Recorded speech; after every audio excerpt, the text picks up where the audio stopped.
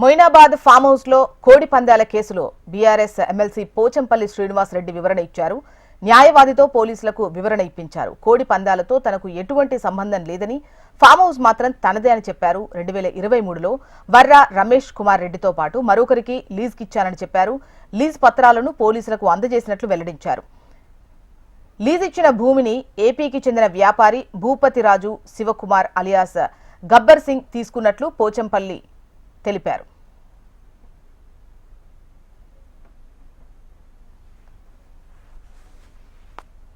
Right, Moinabad farm house లో కోడి పందాల కేసుకు సంబంధించి బీఆర్ఎస్ ఎమ్మెల్సీ పోచంపల్లి శ్రీనివాస్ రెడ్డి వివరణ ఇచ్చినట్లుగా తెలుస్తోంది. డీటెయిల్స్ మనకు అమరేందర్ రెడ్డి అందిస్తారు. అమర్,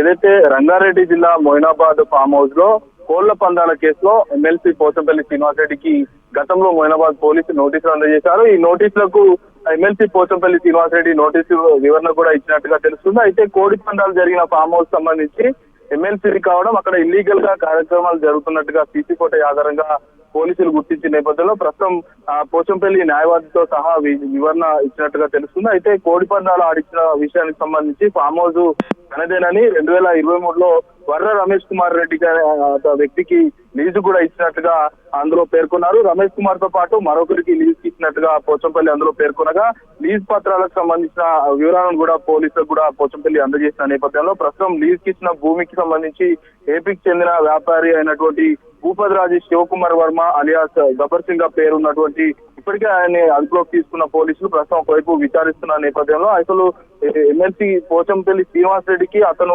తీసుకున్నట్లుగా వివరాలు కూడా తెలియదనేది ప్రస్తుతం తెలుస్తా ఉంది. అయితే కోడి పందాలకు సంబంధించి తనకు ఎలాంటి సంబంధం లేదనేది మొదటి నుంచి పోచంపల్లి చెప్తా ఉన్నాడు. అయితే లీగల్ గా అడ్వకేట్ తో వెళ్లిన పోచంపల్లి శ్రీనివాస్ రెడ్డి ఇదే అంశాన్ని మెన్షన్ చేస్తూ మొయినాబాద్ పోలీసులకు రిప్లై ఇచ్చారు. మరి ప్రస్తుతం మొయినాబాద్ పోలీసులు మరోసారి ఎమ్మెల్సీ పోచంపల్లి శ్రీనివాస్ రెడ్డిని విచారణకు పిలుస్తారా లేదా అనేది ఒకవైపు ఉత్కంఠ నెలకొన్న నేపథ్యంలో ఎమ్మెల్సీ శ్రీనివాస్ రెడ్డిని కూడా ఇప్పటికే నిందితుడిగా చేర్చిన నేపథ్యంలో ఈ కేసును వేగవంతం చేశారు. చాలా రోజుల నుంచి దాదాపు బీఆర్ఎస్ ప్రభుత్వం ఏదైతే 10 ఏళ్ల పరిపాలనలో ఇల్లీగల్ గా కార్యక్రమాలు జరిగినట్టుగా గుర్తించిన నేపథ్యంలో ఓన్లీ ఏదైతే కోళ్ల పందాలే కాకుండా ఇల్లీగల్ గా అసంఖ్య కార్యక్రమాలు జరిగినట్టుగా గుర్తించిన నేపథ్యంలో ప్రస్తుతం మొయినాబాద్ పోలీసులు ఈ కేసును వేగవంతం చేసిన నేపథ్యంలో ప్రస్తుతం పోచంపల్లి ఇచ్చినటువంటి వివరణ సరిపోతుందా లేక మరోసారి నోటీసులు ఇస్తారా అనేది వేచి చూడాల్సిన పరిస్థితి అనుకోని ప్రస్తుతం మొయినాబాద్ పోలీసులు ఈ కేసులో మాత్రం దర్యాప్తు వేగవంచారు.